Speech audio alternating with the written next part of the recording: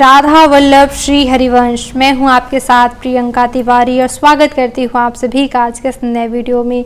आज हम बात करने वाले हैं सुहागलें खिलाने की विधि के बारे में। कब खिलाई जाती हैं, कैसे खिलानी चाहिए और क्या नियम होते हैं। तो ध्यान से इस वीडियो को इसलिए देखिएगा क्योंकि ऐसी मान्यता है कि अगर सुहागलें खिलाते समय कोई गलतियां हो जाती हैं तो दोबारा सुहागलें खिलानी पड़ती हैं। तो चलिए जानते हैं सुहागलें क्यों खिलाई जानी चाहिए।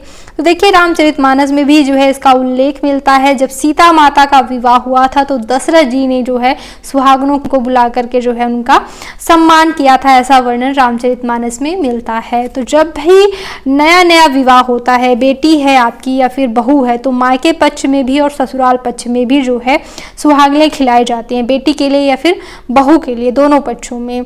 तो नई नई शादी हो तो ज़रूर जो है आप सुहागनों को न्योता दें। और क्योंकि इसके पीछे का भाव यह रहता है कि सुहागन महिलाएं आएंगी और सौभाग्य का आशीर्वाद देती हैं नई विवाहिता को, जिससे उसके सौभाग्य की आयु लंबी हो, पति की आयु लंबी हो। तो नया नया जब विवाह होता है तो ज़रूर करना चाहिए।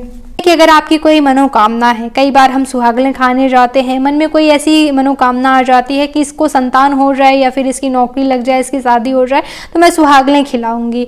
तो जब मनोकामना पूरी हो जाती है तो फिर सुहागलें खिलाई जाती हैं। अब ऐसा नहीं है कि सुहागलें खाते समय ही जो है मनोकामना की जाती है। मनोकामना किसी भी समय, जैसे कोई आपत्ति आ गई, संकट आ गया, तो आप उसी समय जो है यूं ही हाथ जोड़कर हे संकटा माता, हे अवसान माता, जो है आप अगर मेरी मनोकामना पूरी करेंगे तो मैं सुहागलें खिलाऊंगी, ऐसी किसी भी समय आप मनोकामना कर सकती हैं। मनोकामना पूरी होने पर जो है सुहागलें खिलाई जाती हैं। खुशी की भी सुहागलें खिलाई जाती हैं। ज़रूरी नहीं है कि कोई मनोकामना पूरी हो या फिर किसी की शादी हुई है तभी आप खिलाएं। खुशी है मन में कि हम सुहागनों की पूजा करें, घर में धन दान सुख समृद्धि बरकत बनी रहे, तब भी जो है आप सुहागिनियों का न्योता कर सकती हैं, उनका सम्मान पूजन, क्योंकि लक्ष्मी का स्वरूप मानी जाती हैं सुहागन महिलाएं। तो लक्ष्मी पूजन करने से लक्ष्मी माता प्रसन्न होती हैं, उनकी कृपा आपको मिलती है। तो कभी भी जो है सुहागलें खिलाई जा सकती हैं।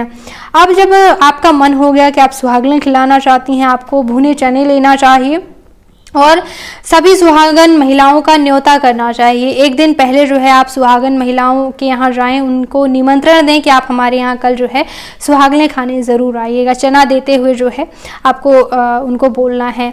देखिए एक दिन पहले ही जो है सुहागनों के लिए निमंत्रण देना चाहिए। एक दिन पहले देने का रहस्य यह भी होता है कि आप ये जान पाएंगे, क्योंकि सुहागनों में जो है गर्भवती महिला को शामिल नहीं किया जाता है। जो मासिक धर्म में होती हैं उन्हें सुहागलें खिलाने के लिए शामिल नहीं किया जाता। जो पूर्ण रूप से स्वस्थ हों उन्हें सुहागलें खिलाई जाती हैं। तो आप पूछ भी सकती हैं, पूरी जानकारी लेकर के जो है उनको निमंत्रण दिया जाता है। और जब वो आपके घर आती हैं तो सबसे पहले आप उनको आसन ज़रूर दें बैठने के लिए। वो लक्ष्मी स्वरूपा होती हैं। ये कहना चाहूँगी कि जैसे जो सुहागलें खिलाना चाहती, अगर वो ऐसी महिलाओं को निमंत्रण दें जो उनसे बड़ी हैं, जिनके वो चरण स्पर्श कर सकती हैं, तो सोने पर सुहागा, क्योंकि सुहागलें करने के पीछे का भाव यही है कि लक्ष्मी पूजन। तो आप सुहागनों का पूजन कर रही हैं, जैसे कि हम कन्या पूजन करते हैं, वैसे ही सुहागनों का पूजन करना ही सुहागनों का जो है उद्देश्य होता है। ठीक है, तो बड़ी बुजुर्ग महिला हो जिनके चरण स्पर्श कर पाएँ तो अच्छी बात है। नहीं मिल रही है तो किसी भी सुहागन को जो है आप खिला सकती हैं, ऐसा कोई नहीं है। सभी सुहागनें जो है लक्ष्मी स्वरूपा होती हैं। ठीक है, तो निमंत्रण पाने के बाद सभी सुहागन महिलाओं को चाहिए कि वो सिर धोकर के स्नान करें, स्वच्छ वस्त्र पहने, बढ़िया से पूरा 16 श्रृंगार करके जो है, और जहाँ पे सुहागनें खिलाई जा रही हैं वहाँ पहुँचें। जो सुहागनें खिला रही हैं उनका ये कर्तव्य है, सुहागनें घर में पहुँच रही हैं, कितने भी आप काम में फंसी हुई हैं, उनका स्वागत ज़रूर करें, क्योंकि वो लक्ष्मी स्वरूपा हैं। सुहागनों का पूजन लक्ष्मी पूजन से कम नहीं होता है। उनका स्वागत ज़रूर, चाहे कितने भी काम में फंसी हों, आप उनको बैठने के लिए आसन ज़रूर दें।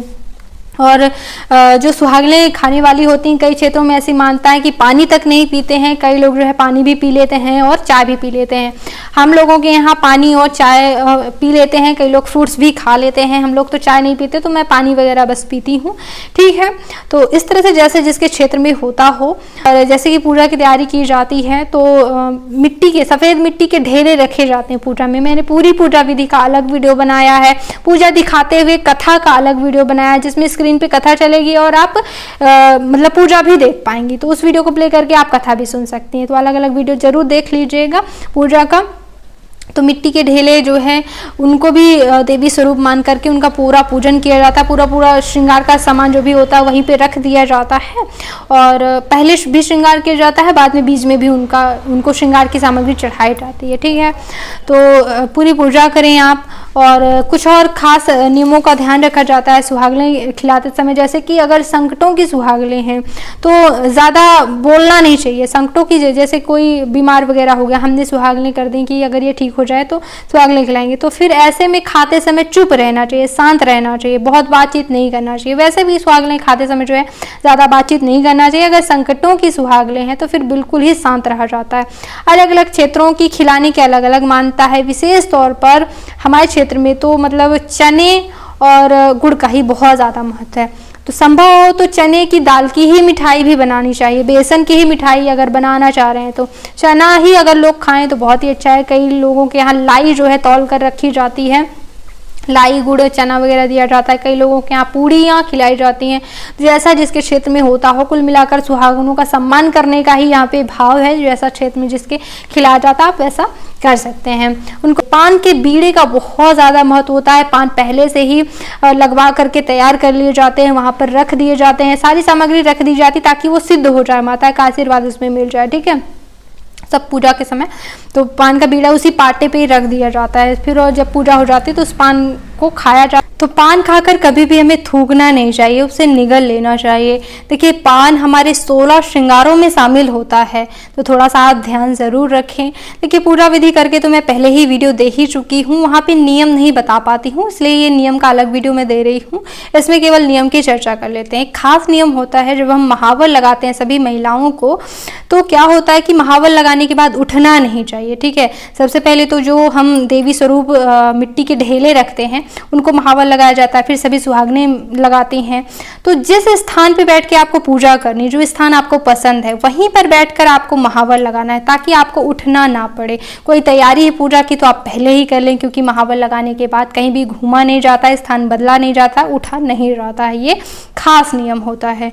ठीक है, अगली चीज़ है कि जब हम सुहागनें खाते हैं, सभी को प्रसाद दिया जाता है, जो भी मिठाई वगैरह, तो आंचल से ही लेना चाहिए और आंचल से ही देना चाहिए। जैसे कि जो सुहागनें खाती हैं, खिलाती हैं, या फिर जैसे नई विवाहिता तो उसको दिया जाता है अपने भाग से, तो आंचल से ही उसको देना भी चाहिए। आंचल से ही लेना है, आंचल से ही देना। सुहाग भी जब हम जैसे लेते हैं तो आंचल से ही जो है माता को लगा करके और अपने माथे पर लगा करके सुहाग लेना चाहिए। तो आंचल से ही करने का नियम है, इस बात का विशेष ध्यान रखें।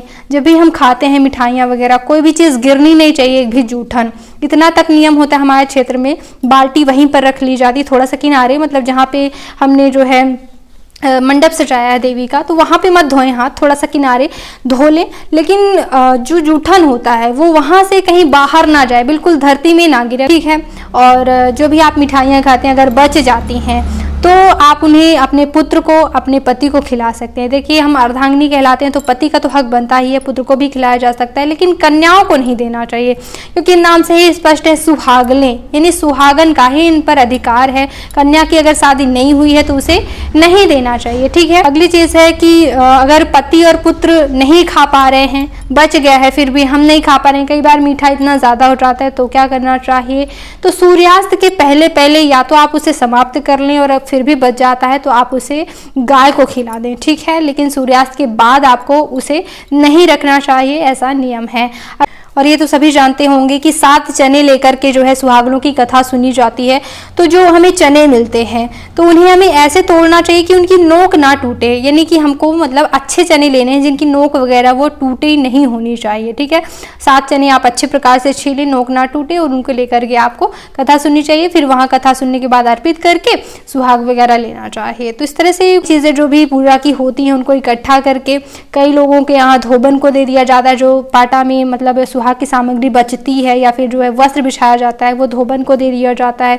नहीं दे पा रहे हैं तो जल स्रोत कोई हो तो वहाँ पे बहा देना चाहिए, फिर किसी भी गरीब को आप दे दें। ठीक है, साथ ही साथ जहाँ पे आप पूजा कर रहे हैं, पूजा करने के बाद पूजा की चौकी जब आप उठाते हैं तो वहाँ पे पानी से थोड़ा सा लीप देना चाहिए अच्छी प्रकार से, ठीक है। और एक अंश जो है उठा करके जल में विसर्जित करने के लिए देना चाहिए। 4 लोग पकड़ लेती हैं जब जल में विसर्जित किया जाता है।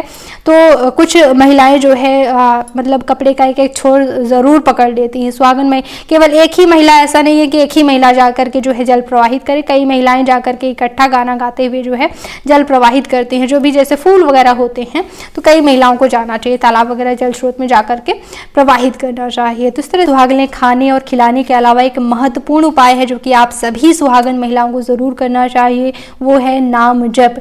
नाम जप में बहुत ज़्यादा सामर्थ्य होती है। कई कई जन्मों के पाप कर्म भस्म हो जाते हैं, ग्रह नक्षत्रों की स्थिति सुधरने लगती है। जिस भाव से आप भगवान का नाम लेते हैं उस भाव की पूर्ति होती है। तो खाना बनाते समय, झाड़ू पोछा बर्तन कोई भी काम करते समय नाम जप जरूर करना चाहिए। एक एक नाम में बड़ी सामर्थ्य है।